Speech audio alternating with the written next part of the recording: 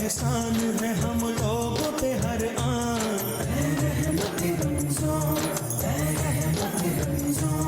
फिर एक बरस बाद है एक माह की मेहमान।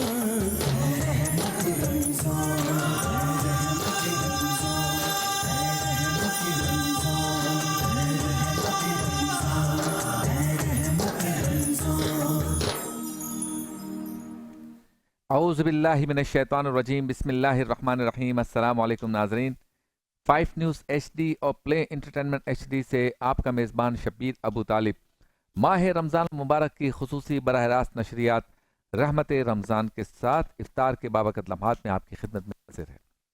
आज पाकिस्तान में है 12वां रोज़ा और दुनिया के मुख्तलिफ ममालिक में हमारे मुसलमान भाई अपने 13वें यानी 13 रमज़ान मुबारक के रोज़े की इफ्तार करेंगे। अशरा मग़फ़रत अपने उरूज पर है। रब ताला की बारगाह में इस्तिग़फ़ार करते रहना इस अशरे की सबसे ख़ास बात है और सबसे मुजर्रब अमल है। एक बार फिर आपके सामने रूहानी कैफ़ व सुरूर से मुज़य्यन नशरियात पेश करने की सादत हासिल कर रहे हैं। इस उम्मीद, इस तमन्ना, इस आरज़ू, बल्कि इस ख्वाहिश और यकीन के साथ कि आप घर बैठे हमारी नशरियात के ज़रिए माह रमज़ान मुबारक का हकीकी लुत्फ़ हासिल कर सकेंगे। मोहतरम नाज़रीन, आज इब्तिदान मैं जिस मौजू पे गुफ्तगू करना चाहता हूँ वो मुझे आज रास्ते में एक प्राइवेट वेलफेयर ऑर्गेनाइजेशन की एम्बुलेंसेस जो 2-3 जा रही थी उनको देख के याद आया कि मुझे इब्तिदान इस पर गुफ्तगू करनी चाहिए। हमारे शहर कराची में बल्कि पूरे मुल्क में अलमिया है या ये हमारे लिए खुशखबरी है, अच्छी बात है, या सताइश और तहसीन की बात है, यह अफसोस की बात है, मुझे नहीं पता। मैं गुफ्तगू करूंगा तो आप अंदाज़ा लगा लें कि जो काम हुकूमत को करने थे, जो काम शहरी इदारों को करने थे, वो काम प्राइवेट वेलफेयर ऑर्गेनाइजेशंस कर रही हैं। अगर ये प्राइवेट पर्सनल कैपेसिटी में वेलफेयर ऑर्गेनाइजेशंस ये काम ना करती तो हमारे शहरों का क्या होता। कोई ऐसे भी साहब हैं जिन्होंने लिखा है एक एम्बुलेंस पर कि ये एम्बुलेंस मैं अपनी मरहूम अम्मी जान के ईसाले सवाब के लिए वफ़ कर रहा हूँ। किसी ने लिखा कि ये एम्बुलेंस जिसमें ऑपरेशंस भी हो सकते हैं दौरान सब, ये एम्बुलेंस मैं अपने मरहूम वालिद के ईसाले सवाब के लिए कर रहा हूँ कि जिसको इस एम्बुलेंस से फ़ायदा हो, मेरे मरहूम वालिद के लिए अल्लाह ताला मग़फ़रत के सामा पैदा कर दे। कुछ ऐसी ऑर्गेनाइजेशंस हैं जो भूखों को खाना खिला रही हैं, 2-2 टाइम, 3-3 टाइम। कुछ ऐसी ऑर्गेनाइजेशन है कि अगर हमारे यहाँ कोई एक्सीडेंट हो जाए, बिल्डिंग गिर जाए, तो सबसे पहले उनकी एम्बुलेंसेस पहुंचती हैं। कुछ ऐसे हॉस्पिटल्स हैं जो मुफ्त आँखों का इलाज कर रहे हैं। कुछ ऐसे हॉस्पिटल्स हैं जो गुर्दों का इलाज कर रहे हैं। कई ऐसे हॉस्पिटल्स हैं जो मुफ्त दिल की अमराज का इलाज कर रहे हैं। कई ऐसे हैं जो जिगर की पेवंदकारी कर रहे हैं और वो सरकारी इदारे या हॉस्पिटल्स नहीं हैं। कई ऐसे इदारे हैं जो मुफ्त क्लिनिक्स चला रहे हैं। आधी रात को बच्चा बीमार हो जाए तो फ्री में जाके आप इलाज करा सकते हैं। कई ऐसी प्राइवेट पर्सनल कैपेसिटी में ऑर्गेनाइजेशंस हैं, ज़ाती हैसियत में, इनफरादी हैसियत में, हमारे निजी जो सेक्टर है वेलफेयर का, समाजी खिदमत का, ऐसे उन्होंने क्लिनिक्स खोले हुए हैं कि जहां पूरा साल 24 घंटे आपको दवाइयाँ मुफ्त मिलती हैं। कई ऐसे इदारे हमारे यहाँ रब ताला ने उनको तौफीक दिए कि वो बन गए हैं कि जो मुफ्त मेडिकल स्टोर से ली हुई दवाइयाँ मुफ्त देते हैं। कई ऐसी प्राइवेट ऑर्गेनाइजेशंस हैं जो आपको आलात मुफ्त देती हैं। व्हील चेयर चाहिए आपको मुफ्त मिल जाएगी। कोई घर में माजूर है उनको वॉशरूम के लिए जो स्पेशल कुर्सी चाहिए वो मिल जाएगी, बाकी चीज़ें भी मिल जाएंगी। मैं कभी कभी ये सोचता हूँ, अभी रास्ते में मुझे ख्याल आ रहा था कि अगर ये सारी वेलफेयर ऑर्गेनाइजेशंस बंद हो जाएं, हमारे यहाँ बरादरियों में वेलफेयर ऑर्गेनाइजेशंस हैं, कम्युनिटीज़ में हैं, और मोहल्ले के एतबार से, इलाके के एतबार से लोगों ने वेलफेयर एसोसिएशंस बनाई हैं। कई ऐसी तंजीमें हैं जो राशन प्रोवाइड करती हैं। अगर ये प्राइवेट निजी वेलफेयर ऑर्गेनाइजेशंस ना होती तो क्या हमारे शहरी इदारों में या शहरी हुकूमत में या सूबे की हुकूमत में या तमाम सूबों की हुकूमत में, तमाम पाकिस्तान के शहरों में इतनी ताकत है, सरकार के पास इतनी ताकत है कि वो इन तमाम खला को पुर कर सके?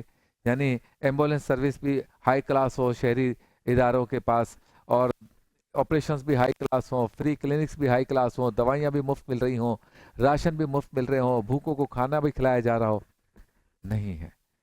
صرف فائر بریگیڈ کا عملہ ایسا ہے کہ جو شہری اداروں کے پاس یا شہری حکومت کے پاس ہے یا صوبوں کے پاس ہے۔ ہو سکتا ہے کل کوئی ایسی آرگنائزیشن بھی کھڑی ہو جائے جو کہے کہ میں خود اپنا فائر بریگیڈ کا ایک نظام بناتی ہوں تاکہ شہر میں کہیں پہ بھی آگ لگے تو جدید مشینیں اور جدید طریقے جو ہیں آگ بجھانے کے وہ میں لوگوں کو فراہم کر سکوں۔ اس کے علاوہ تقریباً آہستہ آہستہ تمام شعبوں کے لیے آپ دیکھیں بچوں کو فری تعلیم یہ تنظیمیں دے رہی ہیں، یہاں تک کہ راشن گھروں پہ یہ تنظیمیں پہنچا رہی ہیں، سستا گوشت یہ تنظیمیں دے رہی ہیں۔ ہمارے ہاں کراچی کے اولڈ سٹی ایریا میں ایک سید یوتھ فیڈریشن ہے، انہوں نے کتنا اچھا کام کیا۔ سید یوتھ فیڈریشن سادات نوجوانوں کی ایک تنظیم ہے، وہ سستا گوشت دے رہے ہیں، پہلے ٹوکن دیتے ہیں، پتہ کرتے ہیں، لوگ آتے ہیں اور پردے کے ساتھ کوئی تصویر نہیں کہ وہ سستا گوشت دیتے ہیں جاکہ رمضان میں کم از کم وہ فیملی جو عام دنوں میں گوشت نہیں کھا سکتے کم از کم رمضان میں کھا لیں۔ یہ سارے کام حکومت نہیں کر رہی ہے۔ کراچی شہر میں یا لاہور میں یا کہیں پر بھی، بالخصوص میں کراچی کی بات کرتا ہوں، کہ یہ سارے کام سماجی تنظیمیں کر رہی ہیں۔